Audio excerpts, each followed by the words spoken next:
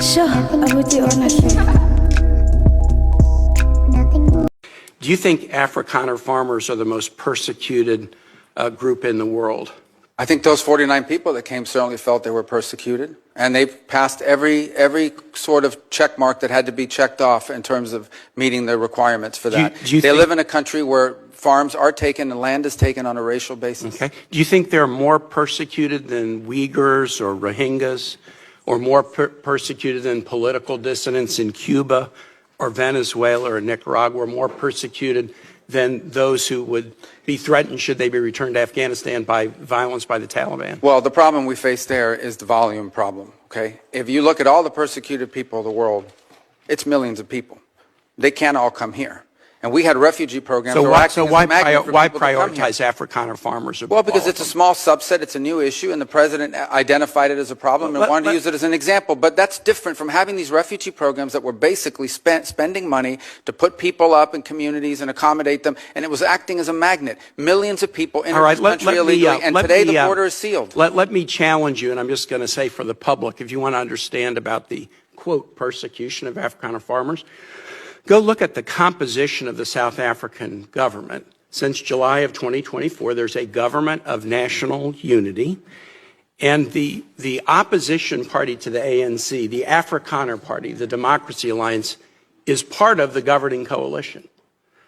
They joined the governing coalition a year ago, and the leader of that party was given the remit of Agriculture Minister, John Steenhuisen. He is the leader of the former Afrikaner Party, still widely representing Afrikaners. He is the Minister of Agriculture in South Africa right now.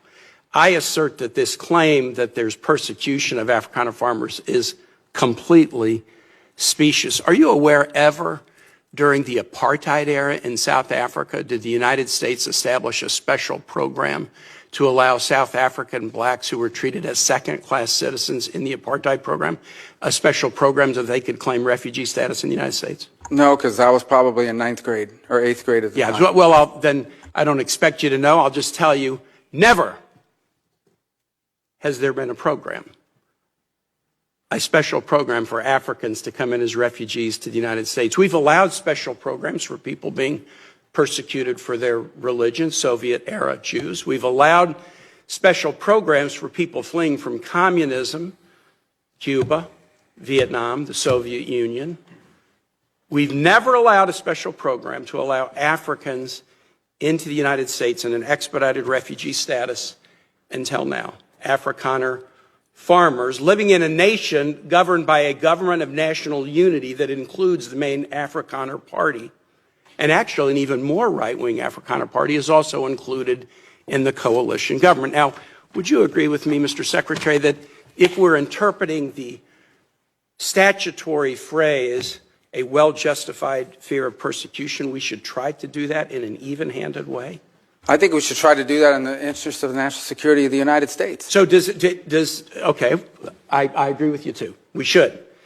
Should we try to do it in an even-handed way? So, for example, should we say, if you're persecuted on the grounds of your religion, we'll let you in if you're a Christian, but not if you're a Muslim? I think that the United States has a right to allow into this country and prioritize allowance of who they want to allow to come in. But I'm going to ask you, so a well-justified fear of persecution? Yeah, they thought that their farms were being burned down and they would be killed. I think that's a pretty good justification for wanting to come. They're afraid for their lives. And should it be applied in an even-handed way? That's an easy. No, our foreign policy doesn't require even-handedness. It requires prioritizing the interests of the United States. The phrase says you are entitled to entrance as a refugee if you demonstrate a well-justified fear of persecution. No, you're not entitled. So can you have a different standard based upon the color of somebody's skin? Would that be acceptable? Well, I'm not the one arguing that. Apparently you are, because you don't like the fact that they're white, and that's why they're coming. I'm just asking you to say that would be unacceptable. Well, no, I would say that the United States, a very easy thing to say. The United States has a right to pick and choose who they allow into the United States. Even based on the color of somebody's skin. You're the one that's talking about the color of their skin, not me. These are people whose farms were being burned down and they were killed because of the color of their skin.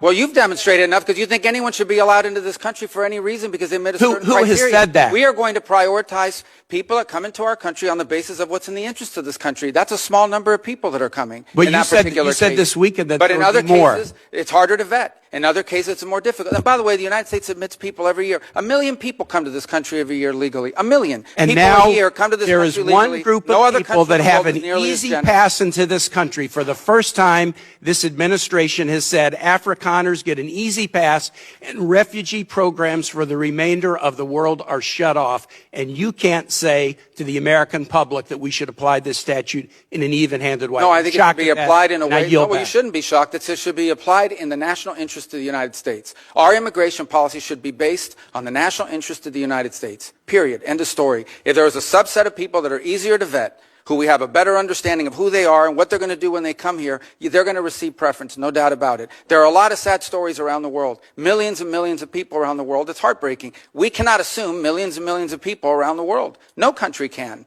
So you have to have a process of deciding who do you prioritize, who do you allow in. We do it all the time. We do it in our immigration system now under our current laws. Unfortunately, it's primarily based on family connection and not on what they're going to contribute to the society from a merit standpoint. That should be changed, but that'll require statutory changes. But the bottom line is, this notion that somehow we have to accept anyone who wants to come to the United States is absurd. No country in the world has an immigration policy like that. And no one is arguing that we should. I yield back, Mr. Chair. Thank you very much. This is Marco Rubio actually being grilled in Congress. We've actually seen just even from today when Donald Trump continued to actually put claims and actually continue to support the lie, saying that there's a GCYDE in this country. And to be honest, there isn't. But because they're prioritizing Afrikaners, mainly because they are white, and not actually prioritizing any other people, whether it's brown, black. And these are some of the things that Congress in America is actually against, saying that there's favoritism. And it's very, very perplexing, very, very weird to see these people actually continue to believe this, because I live in South Africa. On all my neighbors are except the one who's back opposite, but front opposite, even the one next to them on the right hand side, on my right neighbor is Afrikaner, and the other side of it is Afrikaner. On the left is Afrikaner. On the other side of it is Afrikaner. So there are about 7 Afrikaners living within the next house, or the second house, the neighbor of my neighbor, which are all Afrikaner. And we live in harmony. But they are saying that these people just want to flee. And when we speak to them, they're like, no, we got a crime problem. They even also amazed. But those who lack opportunities, like Abo Mariki, who is said as well to be going to her boyfriend and so forth. Some of these people have actually no interest in actually coming to benefit this country, trying to actually stay. As much as most of them have said that they will stay, they have no plans of leaving.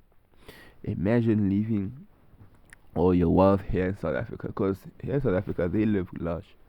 They have got everything, and these people have been getting away with it for many, many, many years, right?